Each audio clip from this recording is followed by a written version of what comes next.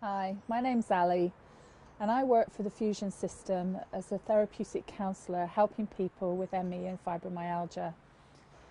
ME stands for myalgic encephalomyelitis. Myalgic describes the muscle ache and the pain, while encephalomyelitis, it's a bit of a mouthful I know, describes inflammation of the spinal cord.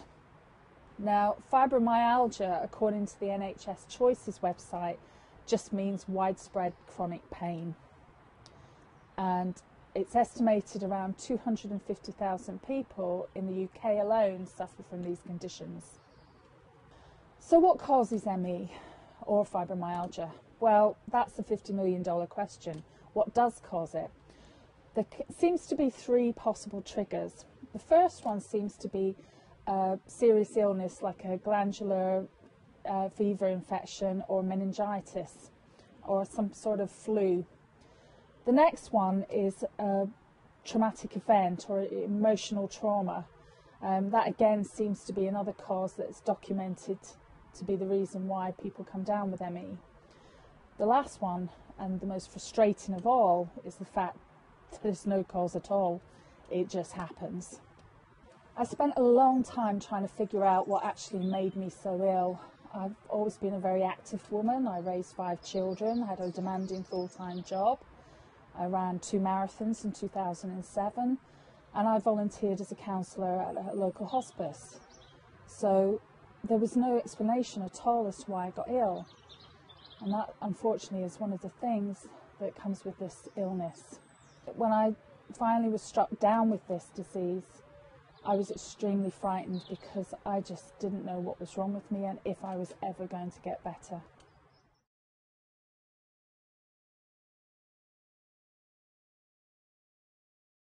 Let's look at some of the things you do in your life. It's a high-tech, high-stress society we live in. We can't do anything without pressure these days, bringing up our children, going to work, even the traffic is horrendous. And then even when you take a holiday, you take your mobile phones, your laptops with you. So when do you actually get a break? I'm not sure when exactly I started to get ill. I just know that things were building up for me. My oldest daughter was diagnosed with cancer, and that proved very stressful for the whole family. And of course, I was holding the family together. I was driving backwards and forwards from Brighton to Manchester while she had 4 surgeries and a new baby on the way. It was a horrendous time, and I seem to remember during that time I was in a lot of pain, but I kept popping the odd painkiller and I just kept going because that's what mums do. Have you ever noticed that when you actually take time off and go on holiday, you're suddenly struck down with a cold or a mystery virus? Well, that's because your body's relaxing. So what happened to me was when my daughter finally got better from the cancer, I became ill, and I did become really ill. I got flu-like disease that knocked me off my feet for about 3 weeks, and eventually I just couldn't get out of bed, and this was the start of my ME. Now, ME has various symptoms, and they're not all the same. Some people suffer chronic pain, some people don't.